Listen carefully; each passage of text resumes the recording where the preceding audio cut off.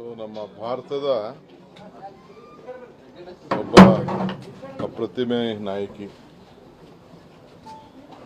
ಗಾನ ಕೋಗಿಲೆ ಅಂತೇಳಿ ಹೆಸರು ಪಡೆದಂಥ ಜಾನಕಿ ನಮ್ಮ ಜೊತೆ ಇಲ್ಲ.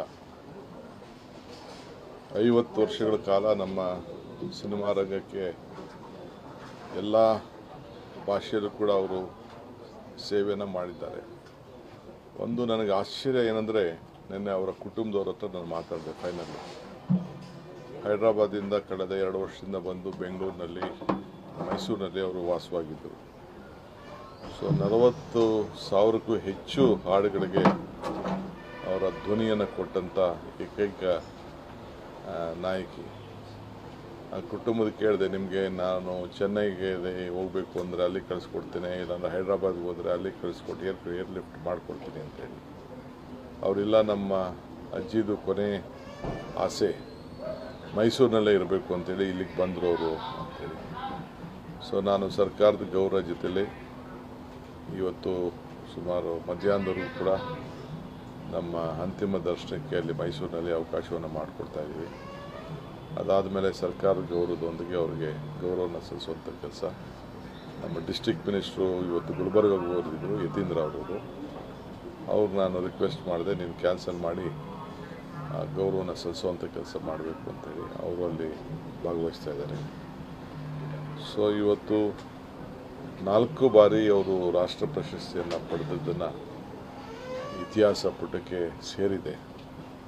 ಸೊ 33 ಬಾರಿ ವಿವಿಧ ಪ್ರಶಸ್ತಿಗಳನ್ನು ಅನೇಕ ರಾಜ್ಯಗಳು ಇವತ್ತು ಅವರಿಗೆ ನೀಡಿದೆ. ನಾವು ಕೂಡ ಕರ್ನಾಟಕ ರಾಜ್ಯೋತ್ಸವ ಪ್ರಶಸ್ತಿಯನ್ನು ಕೂಡ ಕೊಟ್ಟು ಅವ್ರಿಗೆ ಗೌರವವನ್ನು ಸಲ್ಲಿಸಿದ್ದೇವೆ. ಸೊ ಇಂಥ ಒಬ್ಬ ಗಾಯಕಿ ಜಾನಕಿಯವರು ಬಹಳ ಸರಳ ಜೀವಿ.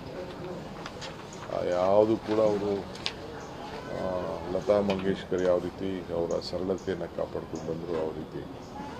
ಸೊ ನಮ್ಮ ಭಾಷೆ ಮೇಲೆ, ನಮ್ಮ ನೆಲದ ಮೇಲೆ, ಮೈಸೂರು ಮೇಲೆ ಅವರು ಕೊನೆಯ ಉಸಿರಿನಲ್ಲಿ ಇಟ್ಟಂಥ ಪ್ರೀತಿ ಇದೆಯಲ್ಲ, ನಮಗೆಲ್ಲರೂ ಕೂಡ ಅತಿ ಹೆಚ್ಚು ಗೌರವವನ್ನು ತಂದಿದೆ.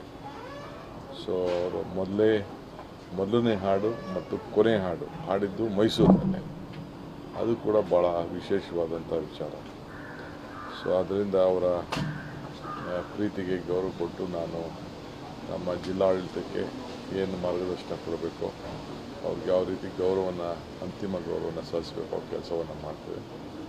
ಮುಂದಿನ ದಿನದಲ್ಲಿ ಆ ಚಿತ್ರರಂಗದವ್ರ ಹತ್ರ ಚರ್ಚೆ ಮಾಡ್ತೇನೆ.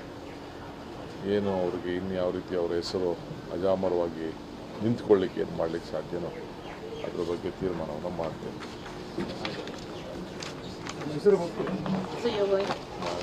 Mysuru I have some other work.